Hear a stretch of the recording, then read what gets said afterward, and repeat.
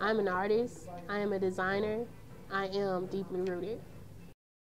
Deeply rooted is basically having confidence. It's saying pretty much you're rooted within your own culture, no matter what. It's overcoming the struggle and pain, through divinity. So our principles are bearing struggle and pain. So although you're going through a situation that's a struggle, so although it's painful, at times you can bear it, but eventually you will overcome it. Deeply Rooted basically was created to inspire communities globally. I honestly feel like, even living in Chicago, it can become problematic, and just a struggle, period, within any state, not just Chicago, but since I'm from Chicago, I know the environment. I wanted something to where people can feel like they still have a support system. And I feel like some people don't have love and support. And Deeply Rooted want to serve as just that, a love and support system. So it was created to just inspire so many people globally to do whatever it is we want to do and become your own boss, and also create internship opportunities for a lot of people. The thing that inspires me is really my community. Just what I see, what's going on. I feel like I can have a huge impact on the community through my clothing, because clothing is a fashion. It's a trend, and I don't think that it would ever kind of go out of style. And I feel like if I can put designs on clothing that has definition, people can relate to this, because everybody goes through a struggle, and the message on the shirt is to overcome that struggle, so everyone can relate to one of the designs, and so that's what inspired me. Life, period. No, my struggle is my struggle, let me say this, my struggle was in 2010. That was one of my biggest struggles, which was, when my mom passed. That was a big struggle for me. And that goes back to a part of why I came up with the clothing line, is because that was my biggest struggle. I felt like I was at a point where I thought about suicide, and I used to always think like, I would never, think about that. How can people think of that until you go through something? And just because I knew God and I had my sisters, that was my love and support.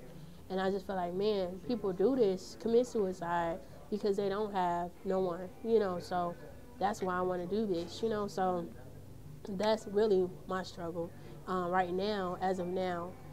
Can't really say, I don't know. Being deeply rooted, you learn a lot, and within that experience since 2010, I've learned a lot, and I'm able to use what I learned, to be an effect to other people and help them get out of their struggle. It came from my mom, actually. She made wedding cakes. She was always a business person. So in 2007, in high school, I created these cookies. Well, my mom made the cookies, and I had a class, economics, and we had to do a project. My business plan was about cookies. So my mom made the cookies. I brought them in. People loved them. And from then on, it was like, oh, we about the cookies. And I'm like, you're not finna buy these cookies. And so 2 weeks later, I went home. My mom taught me how to make the cookies, and I started selling them for 25 cents a cookie. And that meant I started making 2 batches of cookies, and they actually was selling out, And the full week, for a whole week, I made $50 a week, because 2 batches of cookies was $10.50 or something. And my mom kept trying to get me to push for 50 cents a cookie, but these cookies was so soft and moist, guys, like for real. And it was like, I couldn't figure out how to make it like like one cookie not break in the bag. So when I put the cookies in there, they kind of stick together, and people like them just like that because they break them, and it was really good. And so I came up with a 50-cent cookie, because I figured, oh, okay, this is the time I start thinking as a business person. And so from the 25 cent a cookie, I moved to 50 cent, which I was making 100 a week. And me being in high school, I wasn't business minded really like that, but as being young, I would spend it on shoes or something like that, and back on product. But I learned from that experience, because I learned that the money that I get from the product, I had to put back to actually make a profit, to make more. And I just go to Sam's and get big bags and stuff. And so I didn't have to keep going back to the store. So I just came out with a new cookie every time. And the funny thing is my sisters got involved because of the money. And I knew I had this entrepreneur spirit in business. I was a business-minded person at this time because I started trying to do heart-shaped cookies on a stick and give them out to my main customers as, free cookies. And that was it. And at the same time, I didn't even know, but at this time I was teaching others to become entrepreneurs like my sisters. And I had to teach them how to bake the cookies I started experiencing and making up. And so it became really exciting, and that was my whole entrepreneur spirit. And right after that, I moved into hand painting shirts and shoes in high school, and that's what led up to this point. This deeply rooted philosophy, okay? Don't ask the struggle what it did to you, ask what it has done for you. And what that means is just, no matter what's your struggle, people feel like, well, this is what my struggle did, or it put me in this position, or I'm here, da-da-da, But really, when you go through a struggle, you have to go through pain and all this stuff to become a better person or a stronger person. So outside of that, while you're going through that struggle, the part about, ask what it has done for you is because it can only make you stronger. If you're in a struggle, you should want to get out of that struggle at some point. I think you have to get mad enough to want to do something, and it's not a can't in a situation. Can't is not my vocabulary. I really feel like it's not in my vocabulary. I feel like if you say can't, just saying it because it's just like you don't want to do it because you can do whatever it is you really want to do. And I have experienced it. What's next for Deeply Rooted is internship opportunities. Also, I'm creating a kids line. And the kids line is called Adolescent. Not adolescent, but add a lesson. Yeah. And then we playing on words. So it was created to say fight for the right to grow, fight for the right to solve a problem. So it's still educational. So what we're saying is, don't really, I don't know, it's, you want to say subtract stupidity and add education is what we're saying basically.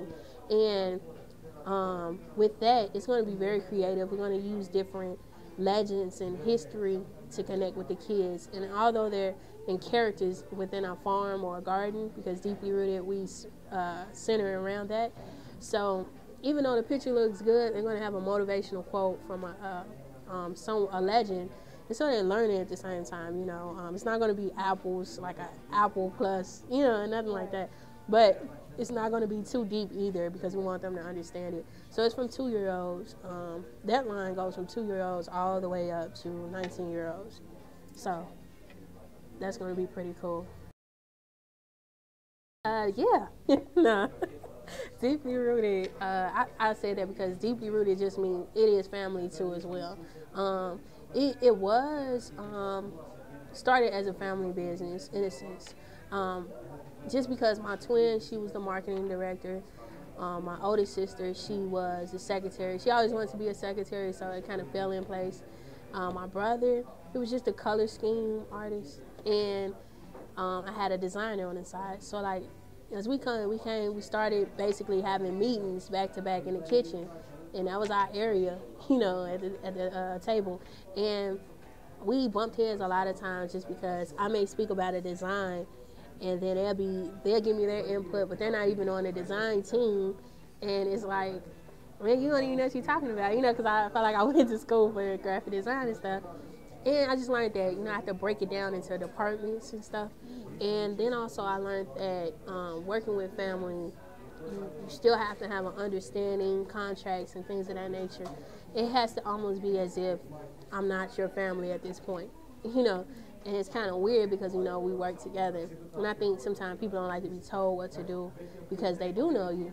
And so it's kind of crazy. It is good to not work with family, but by all means, like my sisters, I learned that they had other things they had to do as well. But this is my vision, and it's something that I love, and it's something that I wanted to do. So it was kind of hard to let them go because they had other things they had to do, but I had to understand that for myself.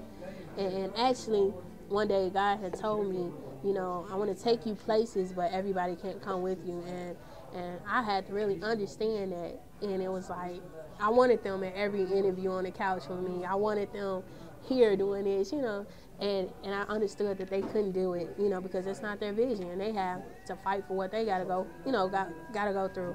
And like Regina, she want to be a doctor, and Monica is an excellent writer, and she want to be an activist, So it was other directions, but we still will work together in the long run, and they're still there to support me and work with me whenever I need them.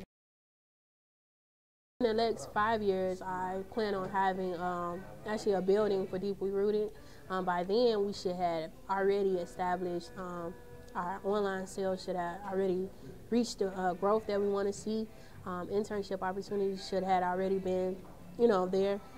It's a lot of work still left with Deeply Rooted, but in 5 years, I do plan on having my corporation. And really, Deep Rooted Enterprises is the name of it's the brand, it's the company, and what falls under the company is the graphic design company, which is DR Graphics, and then the clothing line, which is Deeply Rooted 07 Clothing.